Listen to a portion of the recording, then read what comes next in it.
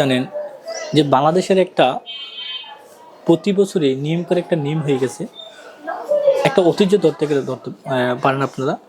সেটা হচ্ছে প্রতি রমজান মাসের আগে নিত্য প্রয়োজনীয় যে দ্রব্যগুলো আছে এটির দাম লাগামহীনভাবে বেড়ে যাওয়া। প্রতি বছর সাধারণ মানুষ থেকে বিভিন্ন জনমত থেকে কথাগুলো আওয়াজ তোলা হইলেও কেন সরকার বছর কি বছর যুগ যুগ ধরে কেন এটা লাগাম টানা হচ্ছে না? মানুষ বলে দেখেন, এমনিতেও বিভিন্ন ব্যবসা রমজান মাসে ডাউন থাকে, অনেক স্থবিরতা নেমে আসে ব্যবসার মধ্যে, কাজে কর্মে মানুষের অনেক কম চলে আসে। আর রমজান মাস যেহেতু অন্য যে কোনো মাসের তুলনায় মানুষের আপনার ব্যয়টা বেশি হয়। অনেক মানুষ বলেছে, ভাই দেখেন আমি গত বছর জামা কিনতে পারিনি, কোনো পোশাক পরিধান করতে পারিনি, কিনতে পারিনি, কিন্তু আমি আমার ছেলে, আমার মেয়ে, আমার ওয়াইফের জন্য কিন্তু আমি সেটা কিনে দিতে হয়েছে। আমার যারা নাতি ছিল তাদেরকে আমি কিনে দিতে হয়েছে, কিন্তু আমি কিন্তু করে নেই। তো আমি শুধু এই কথাটাই বলতে চাই, যেখানে মানুষ আক্ষেপ নিয়ে বলে যে অন্য যে কোনো মাসের তুলনায় আমাদের এই পণ্যগুলা দাম বেড়ে যায়, অন্য যে কোনো মাসের তুলনায় আমাদের ইনকাম কমে যায়, তো এই জিনিসটার সাথে তো আমরা কখনো সামঞ্জস্যপূর্ণ হতে পারি না, খাপ খাইয়ে নিতে পারি না।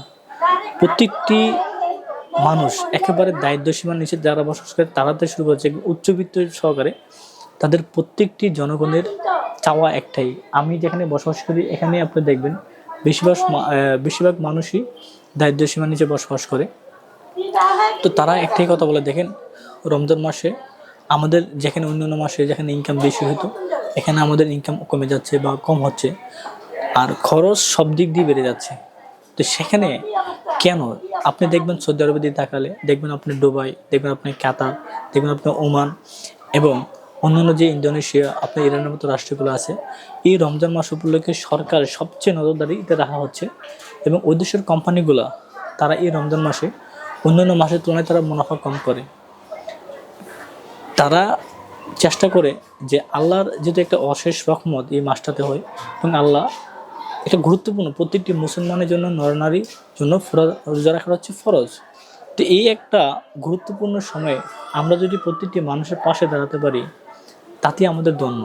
এটা হচ্ছে ইরান, আপনার ইন্দোনেশিয়া, আপনার সৌদি আরব, দুবাই, মালয়েশিয়া, ওমানের মতো রাষ্ট্র, যে আপনার যে কোম্পানিগুলো আছে, আপনি যে পণ্যগুলো তারা ছাড়া হয় মার্কেটে বা তাদের যে প্রোডাক্টগুলো বিক্রি করে, প্রত্যেকটি কোম্পানির ভাষ্য হচ্ছে এটা যে আমরা যদি অন্ততপক্ষে সে যে কোনো ধর্মের হোক, সে আমরা যদি তাদেরকে পণ্যগুলো কম রাখতে পারি, সে আল্লাহ ইবাদত করতেছে, আল্লাহর একটা দেওয়া বিধান সে পালন করতেছে।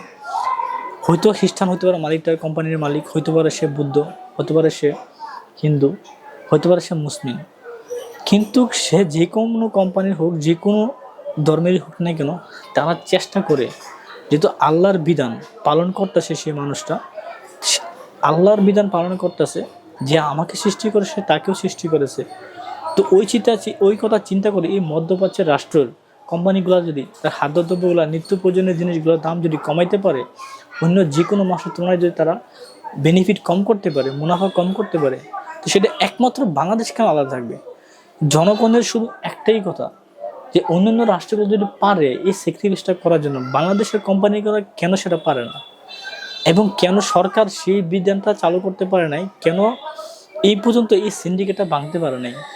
এই জনগণের এই কথাটা যুগ যুগ ধরে চলে আসছে। প্রতিটা বছর আসলেই কেন মানুষের এই কথাটা বলতে হবে যে দেখেন জিনিসের দাম অনেক বেড়ে গেছে? কেন একটা বছর কি আমরা সেই কথাটা ছাড়া কাটাতে পারবো না? আমরা কি এই সাধারণ মানুষ এই সরকারের কাছে আমরা এতটুকু আমরা দাবি আশা করতে পারি না?